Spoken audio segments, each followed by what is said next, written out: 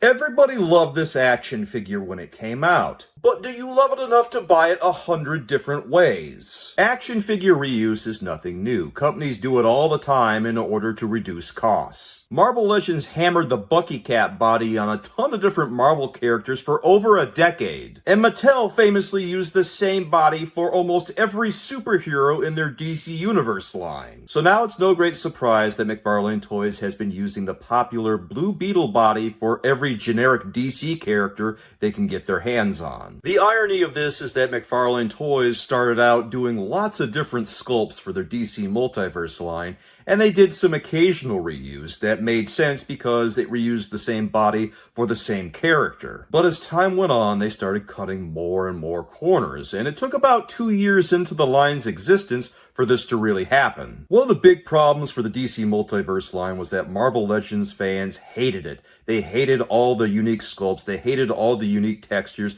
they wanted something more generic. So when the Blue Beetle body finally came out in the Blue Beetle and Booster Gold 2-pack, Marvel Legends fans were in love. Finally, McFarlane Toys made something that ironed out all the unique qualities of their DC Multiverse line. The Blue Beetle and Booster Gold 2-pack wound up being one of the most popular items McFarlane Toys released for the DC Multiverse line around that time. And the funny thing is that there was already reuse happening within that very 2-pack, because there was Blue Beetle, but Booster Gold was also using Blue Beetle's body. It was just painted over. It was extremely egregious because it didn't even try to hide Blue Beetle's boots on Booster Gold. And this set the tone for how McFarlane Toys was going to make some of the more obscure characters for the DC Multiverse line going forward. As we saw McFarlane Toys release more and more DC characters with a repainted Blue Beetle body, it really alienated existing fans of the DC Multiverse line, because those fans were fans of the detail. They were fans of the exquisite sculpts, the texture, everything that DC Multiverse had promised for about 2 years. If you were a DC fan at all during that period, you knew you were eating good. Sure, there were a lot of Batman action figures, a lot of them had unique sculpts, but there were also other characters along the way. There was all kinds of crazy things going on in the DC Multiverse line, and it was a very exciting time to be a DC fan. Take a look at the line from the beginning of 2020 until about the end of 2022, and you'll see that there was a lot of creativity happening. You could say that making a generic body like the Blue Beetle body was a way to reach out to Marvel Legends fans and get them to buy the action figures, but Marvel Legends fans were never going to be happy with DC Multiverse in the first place, because the DC Multiverse line has been 7 inches for 5 years, and no matter what you do, they'll never like it. So there's no point in trying to make them happy. They'll never be happy. Why try to make them happy? Maybe this was the way it was always going to go, but when that Blue Beetle and Booster Gold 2-pack debuted, it felt a little bit like a slap in the face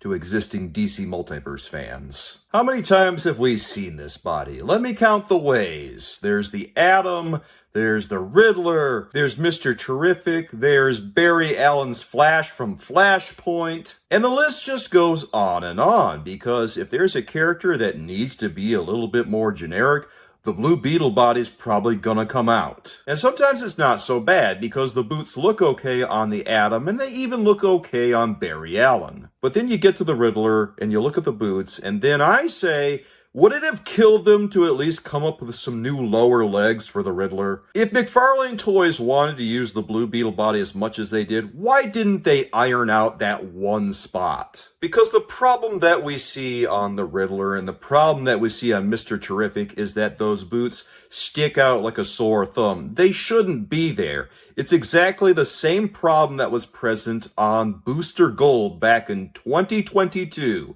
The boots are just painted over and it looks cheap. And I guess it makes the Marvel Legends collectors happy, but they're used to crap. They've been swallowing crap for 20 years. For the love of God, if you're gonna reuse a body, at least put in a small amount of effort. If you really want that generic body, then make it generic. Smooth out the legs, because when you just paint over the boots, or you just let it fly with the Riddler, it looks horrendous. especially at a $25 price point. $25 for that. That sucks. Each and every time I see that, I don't care how badly I need it in my collection, I don't buy it. I ain't spending money on that. I ain't spending money on garbage. And if I feel that way, I know there's other people who feel that way too. And the real kicker is, this doesn't seem to bother anyone. Nobody really cares. My opinion on this is in the minority. And if I bring it up, people think I'm crazy and I'm accused of nitpicking. But come on, the boot's sticking out there. It's got a coat of paint slathered right over it. I know this is a $20, $25 action figure we're talking about, maybe a $30 action figure.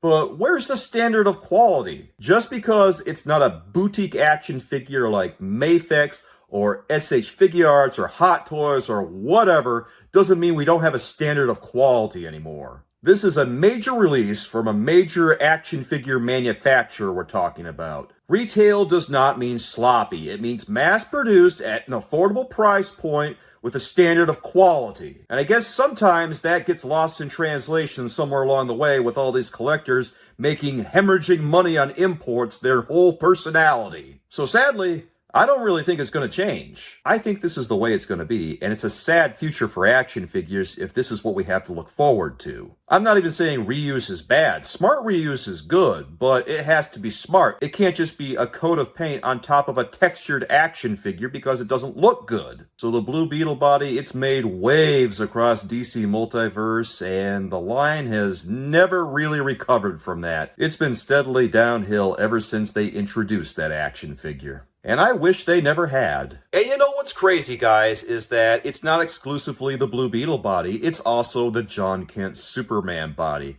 That body has made almost as many action figures as the Blue Beetle body has, and it's been just as bad, because if you look at the bottom of the John Kent body, it's got some more textured booties.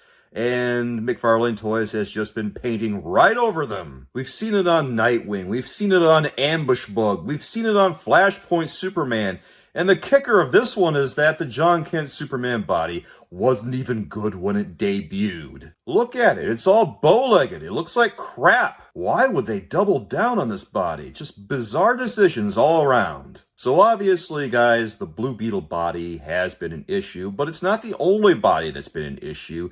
McFarlane Toys has used several bodies that maybe aren't that great for a lot of generic action figures. And the problem here is that the bodies are not generic enough and also not high enough quality. The Blue Beetle body's okay, but the John Kent Superman body is a weird choice. But nothing's going to change because McFarlane Toys is going to lose the license for DC stuff at the end of 2026, so there's no reason for them to care. There's no incentive for them to put more effort and money and time into these action figures. They just need to get product out the door. That's all they have time for, is getting things out the door. And you know why that is? It's because it takes about a year to plan and manufacture an action figure. And that's all they have left with the DC license. They don't have any more time to really put anything else into production. So right now, guys, love it or hate it, it is what it is. Personally, I'm not crazy about it, but there's still good DC Multiverse product coming out, and I still look forward to some of their releases, honestly. Well, Soulmates, what do you think? Do you hate the choices that McFarlane Toys has made regarding reusing bodies across the DC Multiverse brand? Are you okay with it? Let me know what you think, guys, down in the comments, because I would love to hear from you. I'll catch you again soon, guys. Thanks for watching. Have a great day, everybody.